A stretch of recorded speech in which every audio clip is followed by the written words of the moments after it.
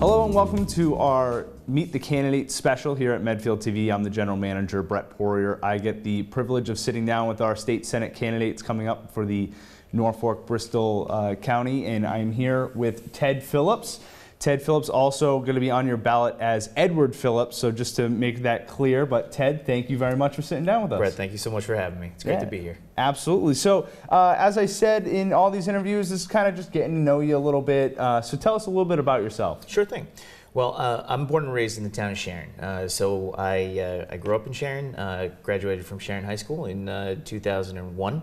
Went to the University of Massachusetts in Amherst, where I graduated in 2005, and then I got to work up at the State House.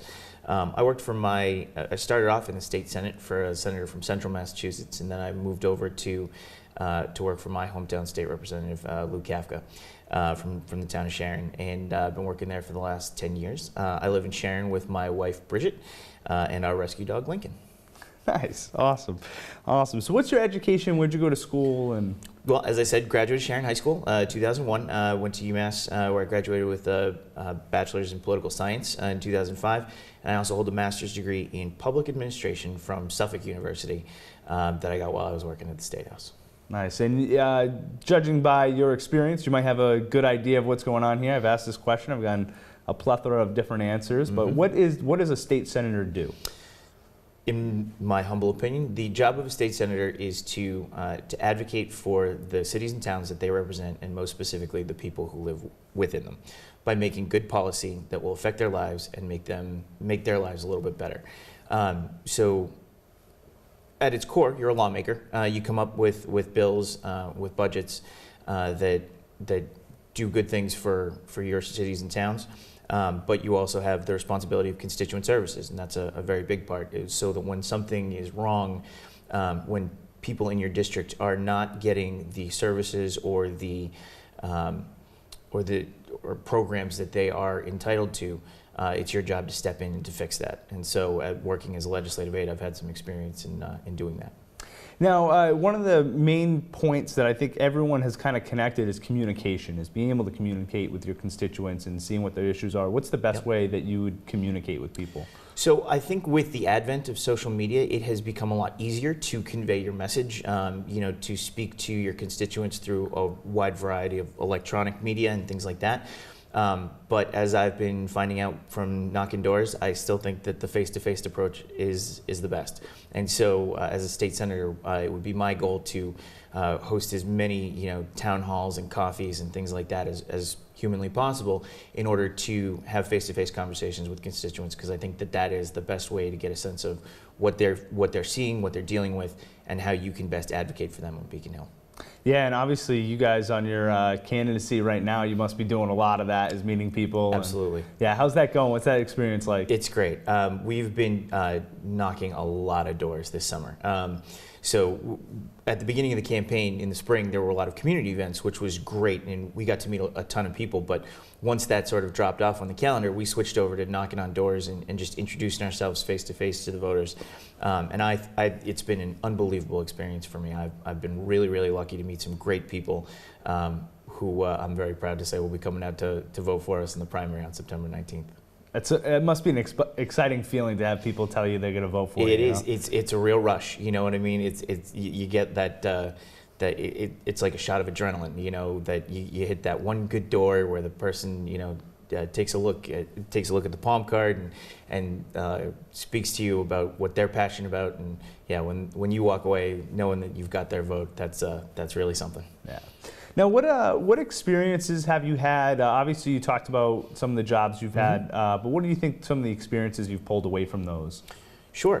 So, as I said, I've been working as a legislative aide for the past 11 years. I started in the Senate, and then I moved to the House, and I think that gave me some really good experience in terms of understanding the job and the responsibilities as a state senator, even though I was in the House, because our districts overlapped. I got a chance to work with Senator Timilty for the past 10 years on areas of mutual concern. So I think that gave me a great look into the job as state senator, and watching how he did it, gave me a good feel for set a great example, I think, for how it should be done. So that was good. But I've also got some good local experience. I spent 10 years on the Town of Sharon's Finance Committee, and as a result, I became intricately involved within our local government, and I think that gives me a nice sort of inside-outside perspective of the relationship between state and local government that would make me the most effective advocate for our cities and towns on Beacon Hill. So that's been good. I've also been volunteering on a lot of committees. I did the Sharon 250th Anniversary Celebration Committee, so we had a great celebration back in 2015.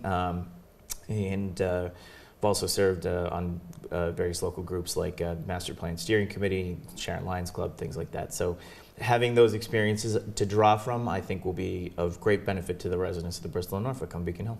Certainly a wide range of experiences that you have from the top to the bottom. That's awesome. Yeah, thank you. Now, what made you think when Timothy stepped down, why did you say, I got to run for this position? I looked around and I thought that I had something to offer, that based on my experiences, that this would be a good chance to step forward and put myself forward as a candidate, because I think I'd do the best job. I really think that I can deliver in a way that Senator Timilty delivered for the district, and so I thought it was worth a shot. So I went out, I collected the signatures and put my name on the ballot. Possibly one of the most important questions of the day, why should people vote for you? So as I said, I think I've got the right experience, the right blend of state and local government that makes me the most effective advocate on Beacon Hill for cities and towns. But I also feel very passionate about my priorities. Public education reform. I think that we are underfunding our education system in Massachusetts. I want to do a deep dive on the Chapter 70 formula, which we know is out of date. I want to work very hard to re-examine the role of charter schools in our system. I don't think that they're doing what they were originally designed to do, which is to be laboratories of education that came up with best practices and then brought those best practices back into the public schools. That collaboration really hasn't occurred, and so as a result, I think you basically just get publicly funded private schools, and that's a problem for me, and I think for the taxpayers. And public transportation reform, is a big one. I'm not a huge fan of the MBTA right now. I think they're spending a lot on expansion to various parts of the Commonwealth where they should be spending those funds should be going towards upgrading existing services. I think that we need to shore up the system we have, run it efficiently, give commuters a reliable, efficient, dependable commute before we start expanding services to the South Coast, to Gillette Stadium, to other places in Massachusetts. So those are two of my big ones. We still need to continue to work on the opioid crisis. We're still losing too many people a year. Every town in the Bristol and Norfolk has been affected by this epidemic, and so I want to keep bringing in our frontline personnel, our healthcare personnel, our public safety personnel, to talk about what they're seeing and make sure that they get the resources that they need in order to continue to bring the numbers down. We've had some encouraging data from the first quarter of 2017, but we're just not there yet. So I think that message, that passion, combined with my experience and qualifications, makes me the best choice for state senator. And it's great too, is I actually looked up on your webpage and stuff, and you have a pretty great site where you break down all what you just talked about too. You have all the questions and then a nice little breakdown of what you think too. So I actually got to commend you. Your website was really nice. I appreciate that. Yeah. Believe it or not, it was built by my wife Bridget. Fantastic. She rolled up her sleeves and got in. Not having any web design background, but she did a fantastic job. So I'm incredibly grateful to her. Yeah, absolutely. What party, obviously I'm asking this question a little later. I want people to get to know you before they can pass judgment on you, Yep. But what party are you running as? Why do you feel that you fit that party? So I'm a Democrat, and the reason I'm running as a Democrat, I've been a lifelong Democrat, member of my Democratic Town Committee since I was in high school. The reason that I'm a Democrat is because I feel that government has a role to play in making people's lives better. On a general philosophical level, I don't want to speak for my Republican opponents, but I think that they have a much more limited view of what government can do and what government should do, and mine is a little bit more expansive, and that's why I'm a Democrat. Now, representing people is important in this position. Sure. So what's the best way? You talked about knocking on doors and stuff, but what's the best way that someone could communicate with you? So, I'm trying to make myself as available as possible. One of the things that I stress when I do knock a door and give someone my palm card with information about me is that, my information is on the back. And so, the campaign phone number that is on the palm card is my home phone. And so, that we've set up an email for the campaign, but I hope that constituents will be in touch with me however they feel comfortable. It's one of those, I am willing, I want to meet them wherever they're most comfortable to figure out what they want, what they need from government. So if it's, if it's a phone call, if it's an email, if it's in person, whatever, I will make it work, because I think that communication is important, because if you don't get a chance to speak with the constituents, you can't effectively advocate for them when bills come up, and you can't know how it will affect them unless they get a chance to tell you. Now, one of the interesting things about this is obviously the person who's sitting in the seat is no longer going to be there. So we have all brand new candidates running for this spot. Yep. So as a person voting, what do you feel they should be looking for in their candidate? What is it that they should be looking for? Well, because it is a special election, one of the things that is going to be very important is with me at least, there's no learning curve. I'm ready to go on day one. I'm a plug and play senator. I've been, my experience and my background and my qualifications make me ready to go, so I can step in and hit the ground running. Instead of, there is no finding the bathroom or looking for the light switch kind of thing. So I think that's very important. It gives the district a sense that there is no lag time in that representation. So I think that's an important talking point, particularly for my candidacy. But I think it's also looking at the qualifications. Who is best equipped to go in there and effectively advocate for the residents of the Bristol and Norfolk and for Medfield, and I think that's me. Now, you might have a better idea than some of the other candidates Sure. As far as this next question, but what do you think your first 100 days, that's always the benchmark people set, right? Yep. Is what do you think the first 100 days is going to be for you? I think it's going to be hectic. You're hectic in a good way. I mean, it's just going to be a busy schedule, so that if I'm given the privilege of representing the district on Beacon Hill as a Democratic senator, one of the things that will happen is that I will immediately become a committee chair, because there are more policy committees, there's more committees currently active on Beacon Hill than there are Democratic senators. So I will automatically become a committee chair, a member of leadership, if you will. And as a result, there will be committee hearings that will need to be undertaken. We've heard through media reports that Speaker DeLeo and Senate President Rosenberg have expressed interest in tackling some big issues this fall, like criminal justice reform. So I'm going to have to get up to speed on that very, very quickly. I'm going to be looking to talk with some experts to inform my decision before I go to the floor of the Senate in order to cast a vote. So it will be busy, but I'm looking forward to it. I think it's going to be great. Now, again, one of the more important questions, why do you think you're the best candidate for the state Senate? Again, I think it all comes back to qualifications. I think, if you look at the resume, that I've got everything. I check a lot of the boxes that you would want in your state senator, and I think that I've got the energy as well. So you're going to see a lot of me around the district, moving and shaking, as they say. So we'll loosen things up a Sure. little bit. Like we said, it's just to get to know you, this interview process. Sounds good. So we have some quick answer questions. Yep. Basically, we'll start off with just something simple and easy. What's your favorite food? Cheeseburgers. Just straight away. Cheeseburger. I love a bacon cheeseburger. That's my go-to food. Any place in particular? No, I mean, I can't think of one off the top of my head. I'm a big fan of the Raven's Nest in Walpole. They do great. They do have great stuff. It's a good spot. Great pub food. So, yeah, I can eat a bacon cheeseburger anywhere. What's your favorite sport to watch? Football. Yep. Is it specifically the Pats or? Yeah, primarily. Pats are the ones that I don't miss. I also do like, I watch a little bit of soccer as well. English Premier League. I like the Chelsea Blues. So. What's your favorite sport to play? Probably still football. Yeah, I think there's. I haven't played a lot of it quite obviously, since I was younger. But when people are around, I think, yeah, getting out and throwing the football around is the most fun. Do you play any instruments? I used to play drums through middle school, and when I got to high school, that ended, and I was in chorus. So if you're counting vocals as an instrument, then we'll go with that. It absolutely is an instrument. Okay, absolutely. Did you have any hidden talents? Any hidden talents?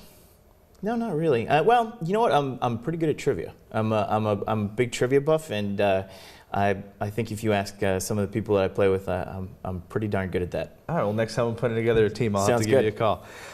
What's your most used social media site? Facebook. Yeah, I'm living on Facebook, and I was going to say, if you've seen us, we pretty much put the campaign on Facebook. You can figure out where we've been almost every minute of every day since Easter. So definitely Facebook. And give yourself a plug. What's your Facebook page and how? Sure thing. It's facebook.com/Ted for Senate. Nice and simple.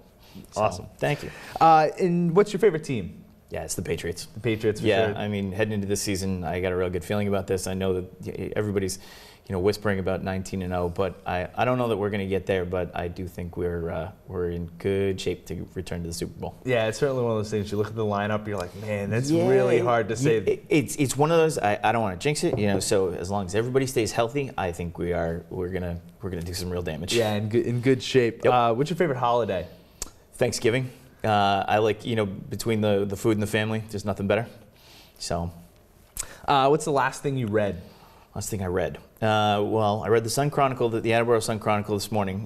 But book-wise, it would be Steve Berry's The 14th Colony. I like the sort of the action adventure type novels. So that's a good way to shut off your brain but still get some good reading in. I always think this is one of the hardest questions. But describe yourself in 3 words. Yeah, it is a hard question. I would say loyal, passionate, and let's go with driven. How about driven? I think that would be a good one. Loyal, passionate, driven. I Yeah. like that. Thank you. I like that. Where is your favorite vacation spot? Favorite vacation spot? Cape Cod. I like going to. My family has always rented a house in Falmouth, and when we were growing up near Old Silver Beach, and so I do love being down there. My wife has recently gotten me to go expand my horizons and go further out the Cape. So we've been going to places like Eastham and Dennis, and I just love Cape Cod. It's a great place to relax for me. What sports or activities did you do in high school? I was a theater kid in high school, so I did theater productions. We did 3 productions a year at Sharon High School, and then I was also in chorus and tenor bass choir, which is the all male choir, and show choir. So I was big into musical theater, things like that. What was your favorite play that you were a part of? Guys and Dolls. I was Sky Masterson my junior year. That was definitely my favorite. Getting to sing "Luck Be a Lady" tonight, even though it was the Brando role, but the song that Sinatra made famous, it was pretty darn cool. Yeah, that's awesome. Now, if you win, right? Yep. If you get elected, who's the first person you think? My wife Bridget. None of this would be possible without her. I mean, having her support and it has just been unbelievable. She's encouraged me every step of the way. I actually resigned my position in the House of Representatives to campaign full time, and of course that wouldn't be possible without her working as hard as she does. So she's my rock, and so she gets the first thank you. And she also made that great website. And right? she made the great website, Yeah. right? I mean, she's unbelievable. Anyone in the world you could have dinner with, who would it be? We talking alive or all time? You know what? Everyone is kind of just tossed out. Okay. Somebody. If we're going alive, I'd say Pope Francis. I think that would be a fascinating dinner. And then if we're going all time, probably Abraham Lincoln. I think that would, just to have that conversation, get inside his head about what he had to deal with, would just be phenomenal. Absolutely. And then your final question is, why should people vote for you? I think I tried to make this pretty clear through the interview, but I think people should vote for me because I'm the most qualified candidate in the race. I'm the most passionate candidate in the race. Nobody is going to work harder for the people of Medfield and the people of the Bristol and Norfolk District than I am. And so I am humbly asking for their vote on September 19th in the primary. All right, well, let's get you out of the hot seat. That was Awesome. it for us.